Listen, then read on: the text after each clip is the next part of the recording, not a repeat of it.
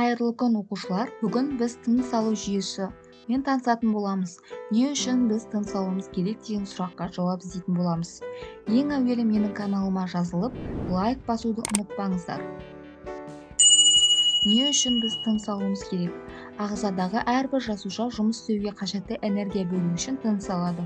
Тыныс алу кезінде оттегі ішке еніп, көмір қышқыл газы сыртқа шығарылады. Сондықтан біз қанымызға оттегіні енгізу үшін және одан көмір қышқыл газын шығару үшін тыныс аламыз.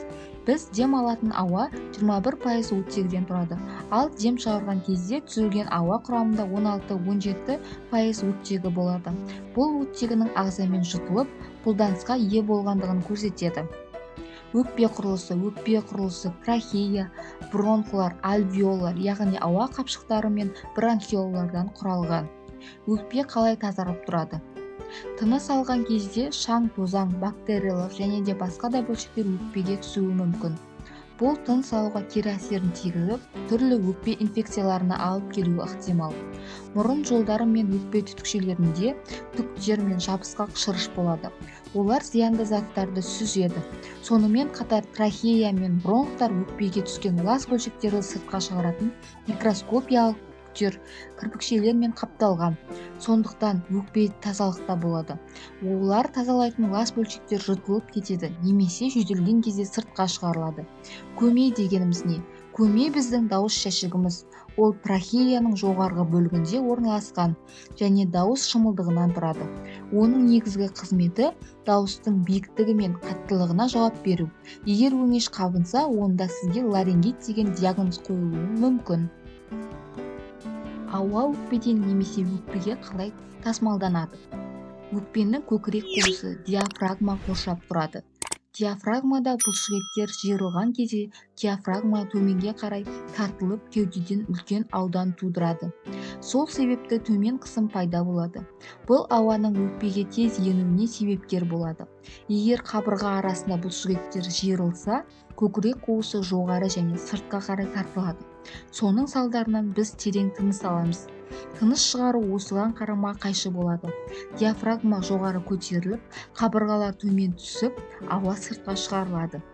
Неліктен трахея мен бронхо қабырғаларында шеміршекті сақиналар болады? Тыныс алған кезде өкпедегі қысым атмосфералық қысымнан төмен болады.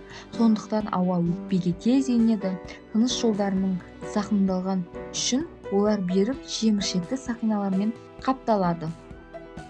Тыныс алу жолында түрлі аурулар болады. Соның бірі демікпе деп аталады.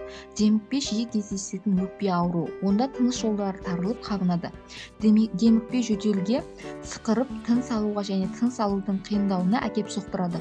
Ол сезімтал адамдарға шаң, тозаң, түтін және де температураның күрт өзгеруі сияқты аллергенді әсерін тудырады. Оның негізгі көмегі ингаляция болып табылады, яғни ингаляторлардың көмегімен демікпені емдеуге болады.